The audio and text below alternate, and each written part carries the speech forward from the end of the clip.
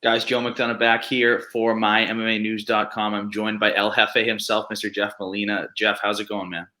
I'm good, brother. How you doing? I'm good, and I appreciate the time. Good to see you back. It's been, I think, 6 months since we've seen you since that UFC victory, that debut victory. Just talking about being back here at the end of October and just getting back into the swing of things. Yeah, man. Excited to get back to working. This is we only get paid every time we fight. Um, Although I do fucking love what I do, it is work. Um, so yeah, 6 months, a little longer than I wanted, but I'll take it, man. I'm healthy. I had a couple nagging injuries going into that last fight, so I'm glad I dealt with it afterwards. And yeah, we're here now, and I'm excited and ready to rock. Absolutely. And I think all the fans are excited to see you back as well in this action packed division. Talk to me about this matchup, why this matchup made the most sense. Or was it kind of first person offered, let's go, I don't care who it is, get me in that octagon? Yeah, man. I don't really care about matchups and stuff. Like, I tell my coach James Krause if he likes it, I like it. So if he says yes, I say yes. So I got a call one Sunday afternoon and was like, "Hey man, we just got offered a Daniel. I forgot his last name, but the guy I'm fighting, and he just fought yesterday. He had fought on a Saturday. I got the call on a Sunday, Mm-hmm. and I told Krause like, "You like it, I like it." He's like, "Cool," and we were signed. Absolutely, and a good guy to have in your corner, and we'll talk about that later. We always chat about James Krause. Anytime I have a Glory MMA fighter, I have to talk about James Krause. You have to. I'm sure you guys love to do anyways. One of the best in the game, and I'm sure anytime you have James Krause saying, "You know what, I like this matchup," you're like, "All right, let's go all in." I'm all ready. 100%. This is only, I believe, his first fight, or he's had one fight since 2019. It's his UFC debut. Talk to me about kind of like is it something where is it tough preparing for a fighter like that where you haven't seen a lot of recent film, or is it more just you and James and the team getting yourself ready in the most, in the best situation possible? Yeah, man, it's a combo of both.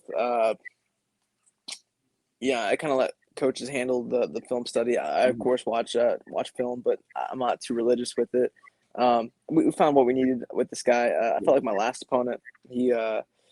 He's from Shanghai or from China, and it was tough to find film on him. But Kraus is not only a wizard of a coach, but he's also a wizard of a film finder. So he was able to find some film on a website that was only in like Mandarin somehow, and we found a opponent on my last guy. So there's actually more opponent on this dude, or more film on this Yeah. opponent than the last guy. And yeah, man, we got the intel we needed, and we're good to go. I love that James Crowder. I mean, anything he's good at. He's a businessman, coach, fighter.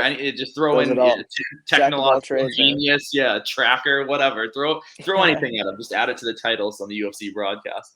Talk to me about Contender Series is back. We're in the midst of it, and just talk to me about advice that you would give to upcoming fighters or fighters looking to get on Contender Series. Obviously, you had success on Contender Series. Just any advice you would give those young fighters that are kind of fighting in front of their hopeful future boss.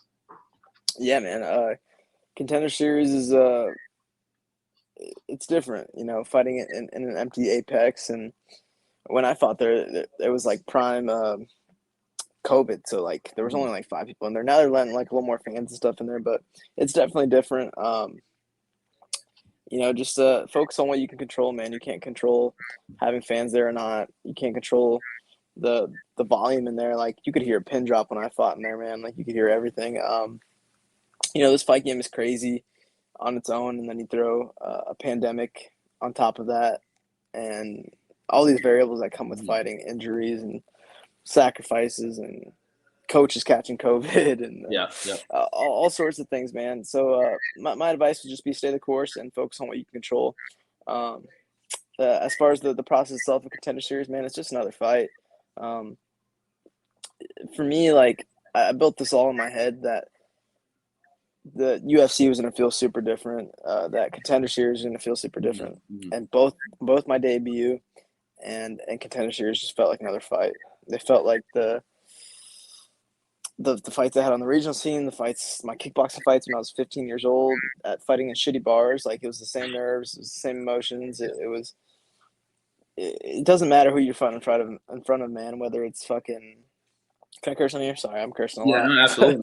Go uh, whether you're fighting in front of Dana White or it's in your front yard, in Mhm. front of your house, back in high school, like, Yeah, you're trying to win regardless. So don't focus so much on that, just on what you can control. And yeah, fight's a fight at the end of the day. Don't get me wrong. I'm not saying the experience of having my debut in front of 15,000 people wasn't cool. And mhm. not saying fighting in front of Dana and getting told that my fight was fight of the night wasn't cool. Yeah. It's just a fight at the end of the day, like Mhm. the the scenery might change, the environment might change, but it's still a fight. And I think that speaks to not only your mindset, but just the Glory MMA's mindset in the sense of fighting anywhere. It doesn't matter where, if it's in front of fans at the Apex empty during COVID, whatever. It's another fight. And I think that's not a mindset that many 24-year-olds, not many 24-year-olds aren't doing what you're doing, but it's not a mindset that many 24-year-olds have. So I mean, just speak on kind of that mindset that you've instilled, that wherever you're fighting, it's nerves aren't a factor. It's not going to take you away from that moment. Yeah, I feel like there's a misconception of like nerves being a bad thing. Mhm. And I disagree. Like, anxiety, nerves, whatever you want to call it. Like, Yeah. some people, everybody gets nervous before a fight. Everybody does. They might call it something different. They might call it Mhm. excitement. They might call it anxiousness. They might call it something. But you're getting into a fight, man. The consequences are high, Yeah.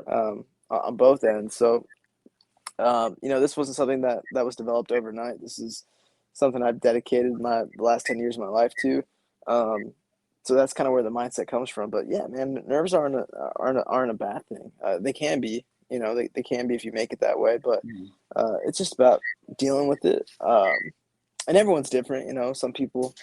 If you ever go to like a local event or any event, Mhm. like you go backstage and you got the guy with the headphones over his ears playing some Eminem, just Yeah. fucking banging it out, and then you got the guy that's super peaceful, super Yeah. zen. Like, everyone deals with it differently, to each their own. But to me, it's just like coming to peace with those emotions, coming to peace with the nervousness, and like I found my mix. My mix is like, by the time it comes to the fight, like I'm a bit nervous, of course, just because this guy's trying to knock me out. I'm trying to do the same to him, and my mom's Yeah. watching. Yeah. Like, Yeah. uh, the consequences are high, but it's also like, it's anxiousness. Like, I just Yeah. spent the last 12 weeks dieting and busting my ass and Yeah. being sore every day, feeling like I got hit by a car every day. Like, I know what I've sacrificed to get to that point. So at that point, I just want to do it. Like, I want to fight. I usually get to that point like 3 weeks out where I'm just over it. Like, Yeah. I'm in shape. If I could fight tomorrow, I would, and I just want to compete. So for me, those are my kind of emotions. Are like, it's nerves for sure, but it's more anxiousness. Like, I Yeah. just want to get in there and fight. So to each their own. But it comes with experience. It comes with experience, and just having, the only way you get experience is competing. So everyone find that perfect mix.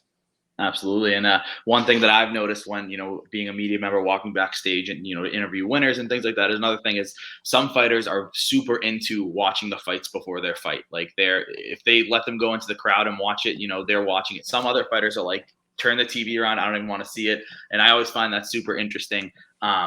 But to jump onto, you won 8 in a row. You're going for 9 in a row here. But it didn't start, in the sense of the perfect start. You started 1-2. Talk to me about just kind of being in that moment, and from that 1-2, Jeff Molina, to now, in the UFC, 1-0 in the UFC, one on Contender Series, looking for a 9th win in a row. Just the two complete different aspects of that. Man, I went pro when I was 19 years old. I was 5-0 as an amateur, and I was having a hard time finding fights Mhm. as an amateur. And I thought, well, the solution to that is let's go pro. Turns out I was having a hard time finding fights as a pro, and just didn't make the smartest decisions starting off my pro career. I didn't really have anyone looking out for me, and man, I was 0-0, of course, because I just went pro. But my professional debut was against a guy that was 4-0, and I went up a weight class. I went up to 135, and I weighed in at 132, soaking wet, and just making decisions that aren't smart. And yeah, man, it's not about how you start; it's about how you finish. So Mhm. at one point, I was 1-2 as a pro. And actually, after that second loss, I retired. I quit backstage after that fight. I was like, well, I'll never be in the UFC now. What's the point? You Yeah. know, and I was still like 19 or 20 years old, which is crazy. But you know, I just lost a split decision in someone's hometown in the fight that I thought I won, and I thought my record was destroyed. It's trash. Like, what's the point? So for a couple hours that night, I was retired. I told my coach Jason High, uh, like, man, what's the point? I'm done. I think I'm done. He's like, dude, you're still a kid. Yeah. What are you talking about? You're done. You're talented and whatnot. I remember Josh Neer was backstage and kind of reciprocated those feelings that my coach Jason was sharing with me and was like, dude, what are you talking about? Shut up. Yeah. But that night, I'd made the decision that I was retired. We were in Omaha, Nebraska, and I had a bunch of buddies and family that came up to watch me fight. And that night, we went out to some bars. I got in somehow. Anyway, I ended up getting super. Yeah, I ended up getting pretty drunk, and I made a decision to unretire that same night. I was like, man, there's no way I can end my career like that. There's no way I can go out off a loss like that, and just stay the course, man. Made the full-time move to Glory MMA shortly after that. Actually, within like a week or two after that. LC Davis actually reached out to me, who was coaching at Glory MMA, and was like, dude, like, like, you need someone to watch over you. You're taking stupid fights. You fought 3 pro fights within 3 months. You're 19 years old. Like, dude, what are you doing? So I was cross training at Glory before, and then I made the full-time move to train over there. And best decision I ever made. James Krause is a wizard of a coach, and he's almost single-handedly changed my life. Actually, he's single-handedly changed my life. So he's the man. Absolutely, man. And Jeff, that's all I've got for you. If there's one thing underage drinking has done good, it's getting you out of retirement and look at the career you've had. So, hey, we'll take it. Jeff, congratulations. But congratulations on the fight news. And 2 weeks from now, I look forward to watching you get that win on Fight Night, man. My man. Thank you for having me, brother.